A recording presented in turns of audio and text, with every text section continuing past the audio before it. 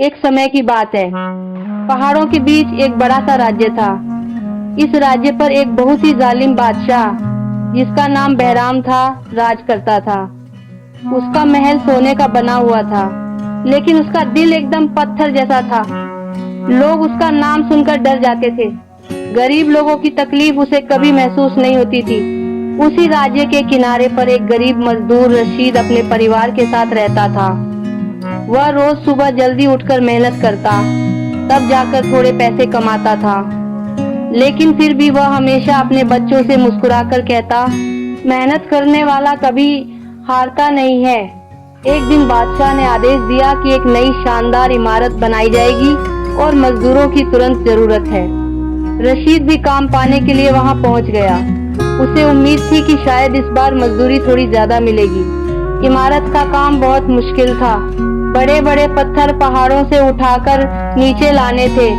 सूरज की गर्मी, धूल और पहरेदारों की सख्ती सब कुछ मजदूरों को थका देता था, मगर काम से मना करने पर सजा मिलती थी। एक दिन रशीद बहुत थक चुका था। उसके हाथ कांप रहे थे, लेकिन उसने सोचा कि बच्चों के लिए उसे ये भार उठाना ही होगा।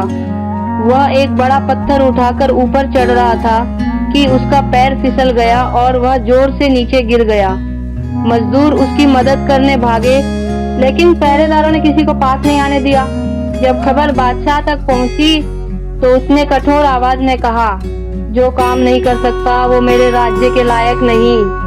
लेकिन उसी शाम रशीद अपने घायल शरीर के साथ महल के दरवाजे पर पहुंच गया। उसके साथ उसका छोटा बेटा था, जो रो रो कर बादशाह से कह रहा था, बादशाह जी, मेरे अब्बू को माफ कर दीजिए, वो बहुत मेहनत करते हैं, हम भूखे रह जाएंगे। बच्चे की ये बात बादशाह के दिल में सीधे उतर गई। पहली बार उसने किसी की आंखों में असली दर्द देखा। उसका पत्थर जैसा दिल पिघलने लगा।